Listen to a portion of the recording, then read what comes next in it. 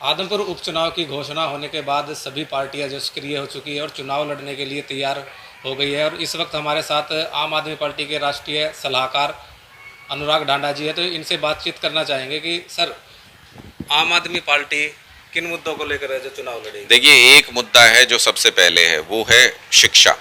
शिक्षा के मुद्दे पर आम आदमी पार्टी ये चुनाव लड़ेगी। 26,000 सरकारी स्कूल के बच्चों के साथ जो अन्याय और अत्याचार भारतीय जनता पार्टी की सरकार कर रही है, जो कुलदीप बिश्नोई जी ने अपना मुंह मोड़ लिया इन सरकारी स्कूल के गरीब बच्चों के साथ, उसके खिलाफ हम ये चुनाव लड़ रहे हैं कि इनको भी अधिकार है कि जैसे भव्य बिश्नोई विदेशों में पढ़ करके आते हैं, इन गरीबों के बच्चे भी अच्छी शिक्षा पा सकें, इनको भी अधिकार है।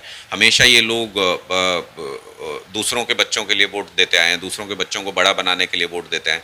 इस बार आदमपुर की जनता ने ये सोच लिया है कि अपने बच्चों के अच्छे भविष्य के लिए, अपने बच्चों को अमीर बनाने के लिए, बड़ा बनाने के लिए वोट करेंगे। और इसीलिए वो आम आदमी पार्टी के प्रति इस तरीके का अट्रैक्शन है आदमपुर में जो नज़र आ रहा है, और जिसकी वजह से शिकन है कुलदीप बिश्नोई जी के चेहरे पे। हाथ जोड़ रहे हैं लोगों के बीच में जाके कि आम आदमी पार्टी की मीटिंग्स में मत जाना, आम आदमी पार्टी की बात मत सुनना।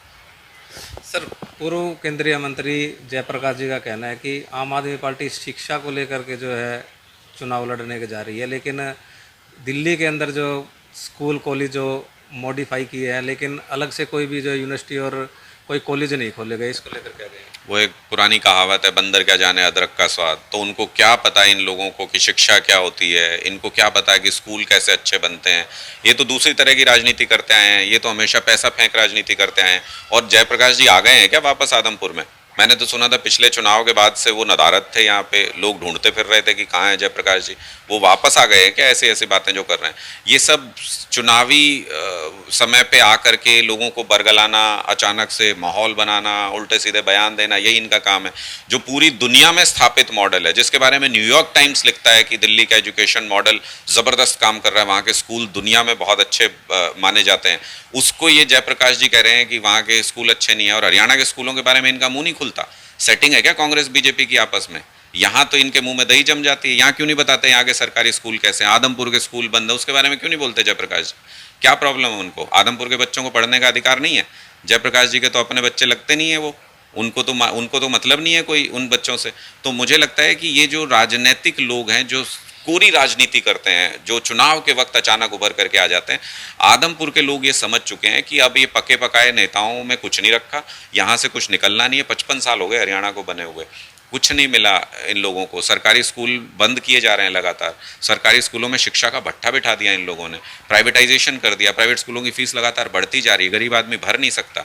तो ये सारी समस्याएं लोगों की हैं, इन समस्याओं को एड्रेस कर रही है आम आदमी पार्टी। इसलिए ये सारे बौखलाए हुए हैं, कुछ भी बोलते हैं। क्या ज़रूरत है जयप्रकाश जी को आम आदमी पार्टी को बोलने की? क्या ज़रूरत है कुलदीप बिश्नोई जी को हाथ जोड़ के ये कहने की कि आम आदमी पार्टी की मीटिंग्स में मत जाना?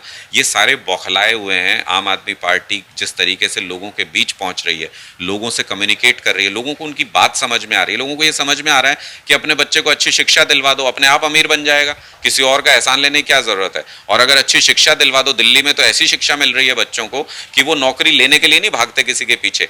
एक एक बच्चा पढ़ करके अपने बिजनेस एस्टेब्लिश कर रहा है, सरकार उनको मदद कर रही है उसमें, और वो 10-10 नौकरियां दे रहा है। तो ऐसी शिक्षा व्यवस्था में लोगों का यकीन बढ़ रहा है। हम शिक्षा के मुद्दे पे चुनाव लड़ेंगे, हम मूलभूत सुविधाओं के मुद्दे पे चुनाव लड़ेंगे, और ये गारंटी दे के चुनाव लड़ेंगे कि सिर्फ एक विधायक के साथ भी आदमपुर का ये चुनाव सरकार नहीं बदल सकता, ना सरकार बना सकता। हम ये गारंटी दे के चुनाव लड़ेंगे कि सिर्फ आदमपुर के एक विधायक के साथ भी आदमपुर के सरकारी स्कूल में पढ़ने वाले हर बच्चे को हम अच्छा पढ़ना और बोलना सिखा देंगे। 1 साल के अंदर ना सिखा पाए तो हमें जनरल इलेक्शन में वोट ना दे आदमपुर की जनता। इस गारंटी के साथ चुनाव लड़ेंगे। कैंडिडेट कौन होगा। कैंडिडेट तो आम आदमी पार्टी का बहुत स्पष्ट तरीका होता है।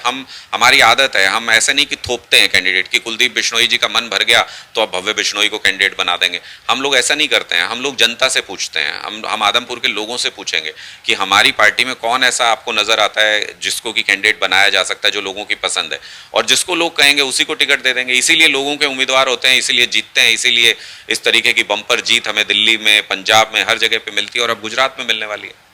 कुलदीप बिश्नोई का कहना है कि विपक्ष जो है झूठे वादे करके जो है भाईचारा बिगाड़ने का काम कर रही है। पहले कुलदीप बिश्नोई जी तय तो कर लें कि वो पक्ष में है कि विपक्ष में है। उनका आजकल एक वीडियो वायरल हो रहा है जिसमें वो मुख्यमंत्री खट्टर साहब का चरणामृत पीने से पहले का जो उनका बयान है और चरणामृत लेने के बाद का जो बयान है, वो दोनों ऐसे नजर आ रहे हैं। पहले वो खूब गालियां देते थे खट्टर साहब को, आजकल तारीफों के पुल बांधते रहते हैं उनके। तो पहले अपना स्टैंड तो क्लियर कर लें कि वो पक्ष हैं कि विपक्ष हैं। उनको खुद ही नहीं पता होता। जब वो चुनाव लड़े थे, जब वो जीते थे, विधायक बने थे, तो वो विपक्ष थे। अब वो अचानक बीच में पक्ष बन गए।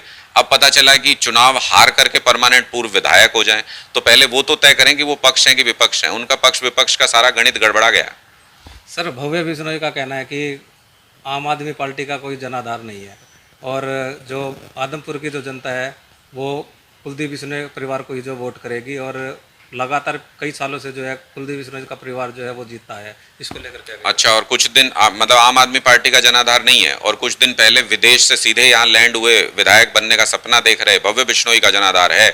भव्य बिश्नोई का क्या बैकग्राउंड है, यहाँ पे आदमपुर में क्या काम किया है? कभी रहे हैं आदमपुर में? कभी किसी गाँव में गए हैं? 52-54 गाँव के नाम गिनवा देंगे, रास्ते पता है उन गाँवों के? क्या है भव्य बिश्नोई का यहाँ पर राजनीतिक इतिहास? आदमपुर के आम घर का कोई आम व्यक्ति इस बार इस परिवारवाद को तोड़ेगा। चौधरी भजनलाल जी ने अच्छे काम किए थे, लोग उनकी तारीफ करते हैं, लेकिन उसके बदले में पूरे 24 साल निकल गए। कुलदीप बिश्नोई कहते रहे मैं चौधरी भजनलाल जी का बेटा हूं इसलिए मुझे वोट दे दो, तो ठीक है दिया, लेकिन आदमपुर के लिए कुछ भी नहीं किया। लेकिन अब वो ये कहे भव्य बिश्नोई कि मैं कुलदीप बिश्नोई का बेटा हूं इसलिए मुझे वोट दे दो, ये तो नहीं हो सकता ना। कब तक लोग दूसरों के बच्चों को बड़ा बनाने के लिए वोट करते रहेंगे? आदमपुर के लोग ये कह रहे हैं कि अब हम अपने बच्चों के लिए वोट करेंगे, अपने बच्चों के भविष्य के लिए वोट करेंगे। इसलिए मुझे लगता है कि ये भव्य बिश्नोई को जो सीधे विदेश से, अब मैं एक अंतर और देखता हूं। जैसे आप कांग्रेस को देखिए, वो क्या करती थी अभी तक, या विपक्षी दल दूसरे क्या करते थे? बाहरी उम्मीदवार दे देते थे, कुछ 100 किलोमीटर दूर से उम्मीदवार दे दिया। लेकिन ये तो मतलब अति कर दी भारतीय जनता पार्टी ने, विदेश से कैंडिडेट लेके आए हैं, सीधे विदेश से लैंड कराया और बोले यहाँ चुनाव लड़ लो, हम विधायक बना देंगे आपको। तो आदमपुर की जनता विदेशी उम्मीदवार को स्वीकार नहीं करेगी किसी भी हालत में। सर, लगातार आम आदमी पार्टी आदमपुर हल्के के जो है दौरे कर रही है, तो क्या कुछ समस्या देखने को मिली? सारी समस्याएं ही समस्याएं, और सबसे बड़ी समस्या और सबसे बड़ा धोखा कुलदीप बिश्नोई जी का जो मैं मानता हूं, मैं हमेशा अपने भाषणों में बोलता हूं कि अगर इनको जाना ही था भारतीय जनता पार्टी में, और अगर आदमपुर की जनता के लिए 1% भी ये सोचते हैं, थोड़ा बहुत भी सोचते हैं, तो कम से कम यही बार्गेन कर लेते कि मैं आ जाऊंगा जी भारतीय जनता पार्टी में, लेकिन सारे स्कूल जो सरकारी है उनकी स्थिति सुधार दीजिए, वहां टीचर पूरे कर दीजिए, जो स्कूल बंद करने का ऐलान कर रहे हैं उसको आप खोल दीजिए। लेकिन हुआ क्या कि इन्होंने इसमें से कुछ भी नहीं किया। फिर इन्होंने पार्टी ज्वाइन की, कुछ दिन पहले आश्वासन दिया था ना इन्होंने कि मैं मिलाया हूं मुख्यमंत्री जी से, कोई स्कूल बंद नहीं होगा। इनके मुंह पे तमाचा मारा भारतीय जनता पार्टी ने, उसके 2 दिन बाद सरकारी ऑर्डर निकाल दिया स्कूल बंद करने का। तो ये तो हर पल हर वक्त धोखा देते आए हैं आदमपुर की जनता को। वोट किसी और नाम पे लिया, फिर उसके बाद धोखा देके भारतीय जनता पार्टी में लिया। अब क्या गारंटी है कि भारतीय जनता पार्टी में रुक जाएंगे? 1-1.5 साल बाद चुनाव है, अगर केंद्र में सरकार बदल गई तो एजेंसियां किसी और पार्टी के कब्जे में आ जाएंगी, और जब एजेंसियां किसी और पार्टी के कब्जे में आ जाएंगी तो कुलदीप बिश्नोई जी को 200 करोड़ रुपए का फिर डर लगने लगेगा।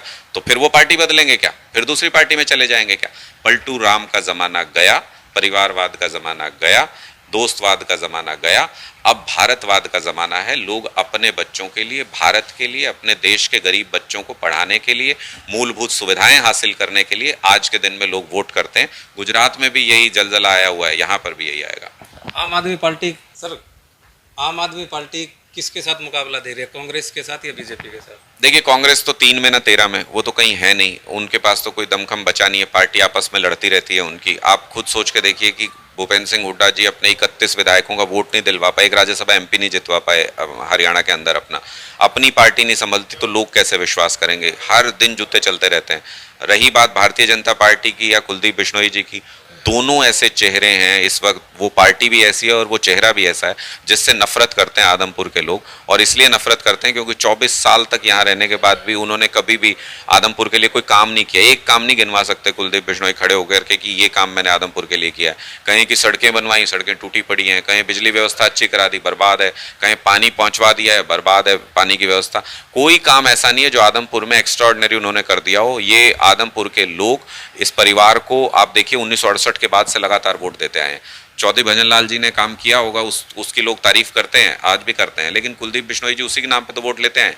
अब भव्य बिश्नोई ये कहे कि जो कुलदीप बिश्नोई जी ने किया उसके नाम पे वोट दे दो, तो मुझे नहीं लगता 4 वोट भी उनको मिलेंगे। तो ये चुनाव जो है ये जनता वर्सेस जो परिवारवाद चला आ रहा है, वर्सेस जो भारतीय जनता पार्टी अत्याचार कर रही है लोगों पे, जनता के बीच में और इन नेताओं के बीच में होगा सीधे सीधे चुनाव। जनता आम आदमी पार्टी की तरफ खड़ी है। तो ये थे हमारे साथ अनुराग ढांडा जी, जिसका साफ तौर से यही कहना है कि आम आदमी पार्टी शिक्षा और स्वास्थ्य को लेकर जो है चुनाव मैदान में उतरेगी और आम आदमी पार्टी अपने कैंडिडेट को विजयी होकर यहाँ आदमपुर चुनाव से निकालेगी। पंजाब केसरी टीवी के लिए हिसार से नौसेना। हमसे जुड़े रहने के लिए हमारे YouTube चैनल को सब्सक्राइब करें और नई वीडियो की नोटिफिकेशन के लिए बेल आइकॉन को दबाएं। अगर आप ये वीडियो Facebook पर देख रहे हैं तो लाइक जरूर करें और ज्यादा से ज्यादा शेयर करें। धन्यवाद।